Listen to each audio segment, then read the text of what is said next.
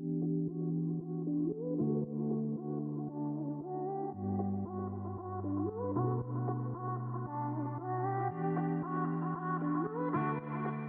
mean that this isn't just another food security crisis.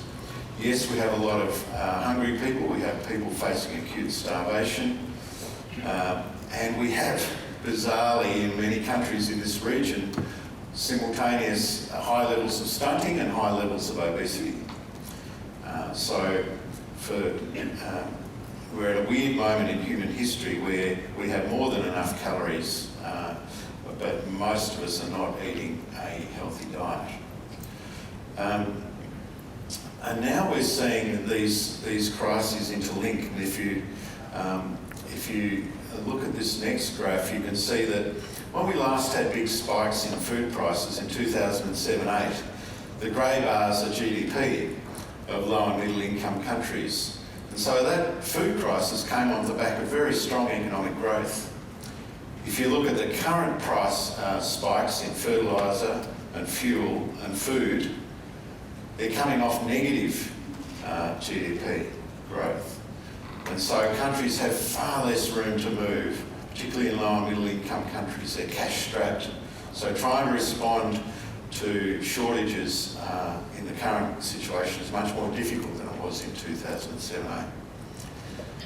And as we know only too well, food insecurity feeds into other forms of insecurity and into movements of people. In COVID, paradoxically, as was mentioned earlier, agriculture played a fantastic shock absorber role. As many, many people moved, not just in India, but in many countries, moved from cities back to the country. So the food system is not just this massive environmental footprint that we need to fix, it's also, as we've heard, an extraordinary employer of people and an important social buffer. So when we look through the 17 SDGs, we think the agri-food system is central to about 12 of the 17 Sustainable Development Goals. But you can't separate it from water security, energy security, biosecurity or health security, noting that COVID-19 is the sixth zoonotic pandemic that we've faced since 1980. It's no more a one in a century thing than the floods that are affecting the east coast of Australia right now. So the next zoonotic pandemic won't be in decades' time, it'll likely be this decade, and it may be much worse than COVID if we continue the levels of deforestation and habitat fragmentation that put bush foods into fresh food markets in ways where the enormous pool of zoonotic viruses that can infect humans come into contact with humans. I'm talking about interconnections, about us having to think about this as a system. And all of those insecurities are made worse by climate change, and the interactions between them are complicated by climate change.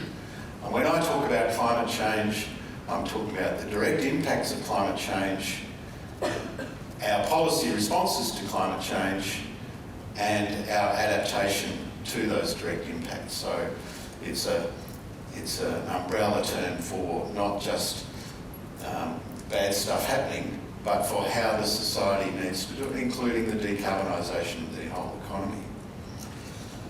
The implication of all of that, as we heard from Richard earlier from Plant and Food, is that our traditional ways of doing ag research are not going to cut the mustard anymore. Agri-centric, commodity-focused or sector-focused, farm-scale, production-oriented innovation is still essential, but it's nowhere near sufficient for where we need to go. And so we need to make sure that as we allocate, as a society, as we allocate resources, that yes, we're figuring out how to grow more food, but in ways that actually shrink the environmental footprint, that make it much safer, and that ameliorate what we've done to the chemistry of the atmosphere over the last 150 years. So yes, ACIAR, I won't go into this in detail, but we're about science for improving food security and reducing poverty, about managing natural resources, And we do it in ways that hopefully improve gender equity, that look at more inclusive value chains and that build capability in partner countries. We have a 10-year strategy that I'd encourage you to look at on our website.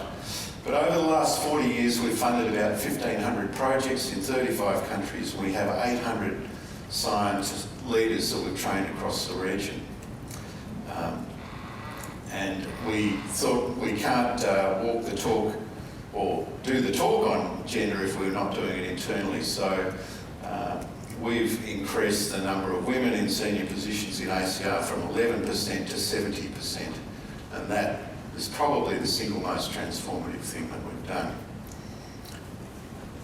And over that 40-year history, I'm not claiming credit here, but there's been some amazing stuff happen across cropping systems, livestock systems, biosecurity, social science, fisheries.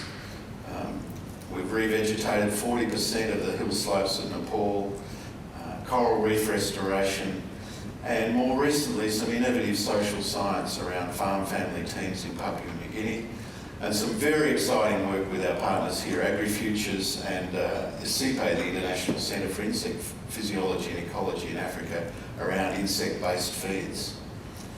And when we look at the impact of that work, and we've recently published the 100th volume of our impact assessment series. So if there's another organisation in the room that's done 100 arm's length assessments of its impact 3 years, 5 years, 10 years, 20 years, 25 years down the track, please come and tell me. It'd be great to swap notes. But that suggests that we've had a total benefit of around 64 billion Australian dollars for the stuff that's easily counted, with a median benefit cost ratio of around 22:1 of the projects studied and analysed. In terms of countries, Indonesia is the big bar on the left, India, Vietnam, China. Now this reflects, but note that although we're spending overseas aid in other countries, that the sixth biggest beneficiary in dollar terms is Australia, because of the biosecurity benefits, fusarium wilt, bananas, and so on, saving Australian industries as well as building science capability on problems overseas is hugely important if those problems ever hit Australia. But that's historical, of course. We hardly do anything in China now, and we would expect some of those other bars to get much bigger. So this is a distillation of what we've learned across those 40 years. And that is that partnerships, and as I'll come to it, partnering is absolutely crucial. And the social capital, the trust, the reciprocity that you build within those partnerships enables you to be braver. It enables you to do stuff that the individual partners wouldn't be going to do on their own. To me, that's a litmus test for a good partnership. Are we doing stuff that would be too uncomfortable if we were trying to do this on our own, or simply impossible for other reasons? And if no, we're only doing the safe stuff that we all agree with, then it's probably not the best partnership you're going to be involved in. The best partnerships are well led, and you have the right people around the table. We have a shared understanding of the problem. Everyone agrees what the problem is, and your methodology is actually appropriate for that, with a clear pathway to impact. So this is reviewing all of those 1,500 projects and what characterised the best ones. We found often the things with the highest impact were the ones where we had phase 1, phase 2, phase 3, and the results over 15 or 20 years were really significant. Very rare that you can, it must be a pretty tight little thing if you can nail it within 3 years. And they build local capability for durable influence. And the other thing about that is that you learn most when, or you're most successful when you actually make sure you're learning the lessons along the way and articulating them and feeding them back into what you're doing. So, looking back at that big picture, where do we go next? This is about the global food security crisis, and I'm indebted to colleagues in IFPRI, one of the CGIAR centres that Stefan mentioned in the earlier panel. the International Food Policy Research Institute. There's a bunch of things that we can do now, and that's firstly learn from past crises. Don't put controls on food exports. Don't continue to subsidise biofuels that are competing for land and water. In the medium term, we've learned that really well targeted social protection measures can really help food production systems. And the converse is true too. Poorly targeted ones can actually undermine local farmers and local food production. And the big one, the really obvious one, is we don't need to grow as much food if we didn't waste as much of it. So if we just stopped wasting food, tends to be on the farm in poorer countries and in the fridge in rich countries. So it's not always in the same place in the chain, but that's a very good place to start. But the really big one long term is that at the moment, the world spends around $550 billion a year on agricultural subsidies. Now, about 87% of those are actually making the problem worse. They're inequitable, they're price distorting, they're producing more unhealthy foods or more environmental degradation. And of that 550 billion US, only around 35 cents in the dollar actually gets to farmers. So there's a policy agenda that would be a complete game changer if we could retarget those subsidies to things that actually help farmers produce healthier food in more environmentally sustaining ways rather than degrading ways.